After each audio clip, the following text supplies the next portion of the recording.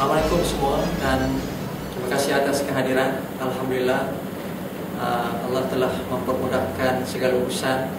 Allah telah memberi segala kekuatan dan menyusun segalanya dalam penuh kesempurnaan.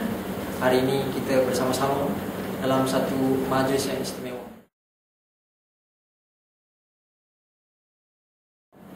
R itu merupakan reformat energy Reiki. R Reiki, E emosi, S spiritual, dan Q adalah quotient ataupun kuadran pada diri kita. Dan 5 dan 6, 5 itu adalah pada 5 prinsip kemakmuran, iaitu 5 prinsip yang kita telah belajar dalam ilmu Reiki. Dan 6 itu adalah melalui 6 langkah untuk 5 prinsip asas Reiki. Untuk saudara-saudara kita yang mungkin baru berkenalan dengan ilmu Reiki, prinsip asas Reiki yang pertama adalah padamkan kemarahan. Prinsip asas Reiki yang kedua adalah padamkan kegelisahan. Prinsip asas Reiki yang ketiga adalah bersyukur. Yang keempat, berlaku jujur. Dan yang kelima, berbuat baik ataupun beramal mulia. Lalu 5 prinsip ini menjadi pegangan ataupun menjadi teras kepada 10 rescue di mana. Lalu selepas saja ataupun apabila kita mula menguasai, mula faham ataupun mula tahu apa itu 5 prinsip asas Reiki, kita tahu 5 yang utama, teknik rescue 5, 6. 5 yang pertama itu prinsipnya, dan kita terus saja kepada 6 langkah rescue 5-6.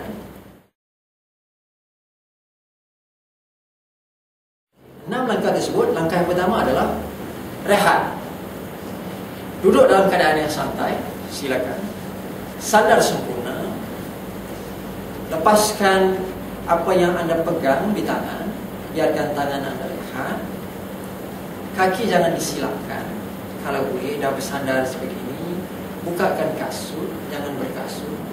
Kalau ada stokin pun, bukakan stokin. Sebaiknya bebaskan. Biarkan kaki anda bernafas. Biarkan tangan anda bernafas. Okey? Langkah pertama ini kita namakan sesi rehat. Setiap kali anda mahu melakukan rescue 5-6, mulakan dengan langkah rehat ataupun relax. Dan sewaktu anda relax ini, bernafaslah dengan sempurna, perlahan-lahan, dan elok dilakukan counting breathing. Maknanya tarik nafas 1, 2, 3, 4. Lepas nafas 4, 3, 2, 1. Lakukan beberapa kali.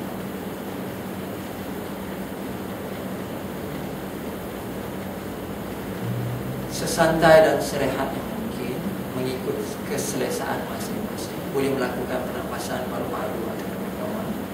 Dan seterusnya, anda lakukan reverse counting perlahan-lahan di dalam minda. Reverse counting 10, 9, 8, 7, 6, 5, 4, 3, 2, dan 1. Seolah-olah macam nak buat meditasi lah. Dalam keadaan yang rehat, seolah-olah mahu melakukan meditasi.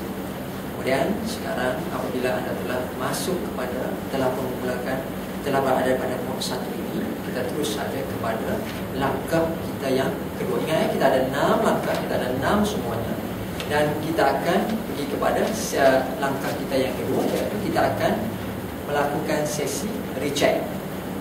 Dinamakan sesi recheck kerana pada masa ini kita akan memikirkan apakah isu yang kita ingin sembuhkan, apakah isu yang ingin kita selesaikan, ataupun apakah isu yang ingin kita tangani.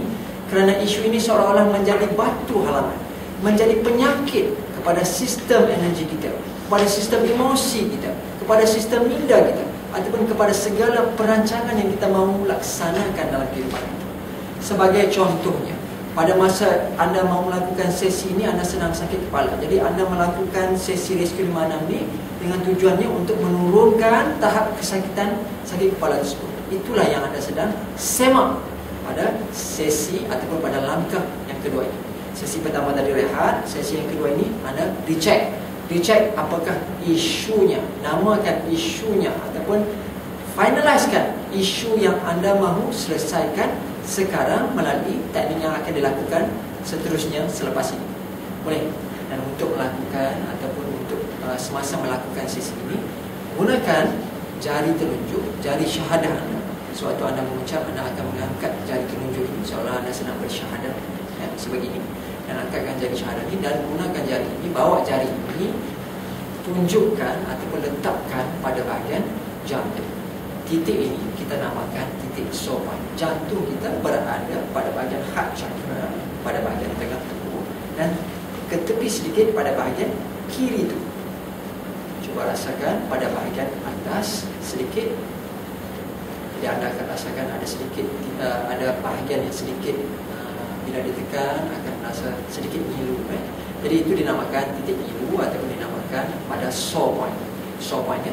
Jadi pada masa anda tekan, boleh gunakan satu jari ataupun dua jari sebegini. Waktu anda tekan sore point ini, anda bawa minda, bawa fikiran, bawa perasaan anda menghayati apakah isu yang sedang anda fikirkan mahu tangani ataupun mahu atasi, ataupun apakah penyakit yang mahu anda atasi sekarang. Untuk sebagai contoh, isu yang pertama, kita katakan itu isu kita adalah isu untuk sakit kepala. Okey, contoh macam tadi, ya, sakit kepala. Jadi kita fikirkan kesakitan tersebut dan perlahan dalam mood yang kedua ini, mood dicek ini, kita mula ucapkan afirmasi. Pada langkah yang ketiga ini kita akan ucapkan afirmasi. Okey, apabila kita tahu isunya, kita akan terus saja masuk ke langkah kita yang ketiga. Okey, langkah kita yang ketiga, tuan-tuan. Yang pertama tadi kita rehat, relax. Yang kedua kita recheck apa isunya. Dan apabila kita telah kenal pasti isunya, dan langkah yang ketiga sekarang adalah masuk ke mood redha. Redha ini kita menerima keadaan ini. Menerima keadaan. Contohnya kalau sakit kepala tadi, kita menerima keadaan sakit kepala ini. Kalau kita sedang mahu menangani masalah kekurangan duit di poket, kita redha masalah kita sedang kurang duit di poket. Kalau kita sedang menghadapi masalah gemetar, gemuruh, kita redha kita mempunyai masalah gemetar dan gemuruh. Kalau isunya tadi, yang perkara kedua tadi, isunya tadi adalah isu yang tentang kesakitan kita redha dengan kesakitan kita ini. Jadi tuan-tuan dan puan, langkah kita yang ketiga ini adalah menerima isu tersebut ataupun redha dengan isu tersebut. Lagi sekali, ya, kita ulang. Pada langkah kedua, kita identify ataupun kenal pasti isu yang kita hadapi. Dan seterusnya kita terus masuk langkah ketiga dengan perasaan yang penuh rendah diri.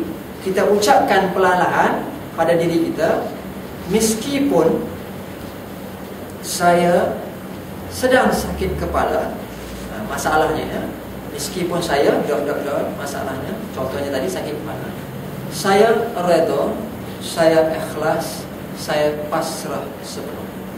Okey, afirmasinya waktu kita melakukan sesi redha ini, sesi yang ketiga ini atau langkah yang ketiga ini, kita ucapkan meskipun saya menghadapi saya redha, saya ikhlas, saya pasrah sepenuhnya.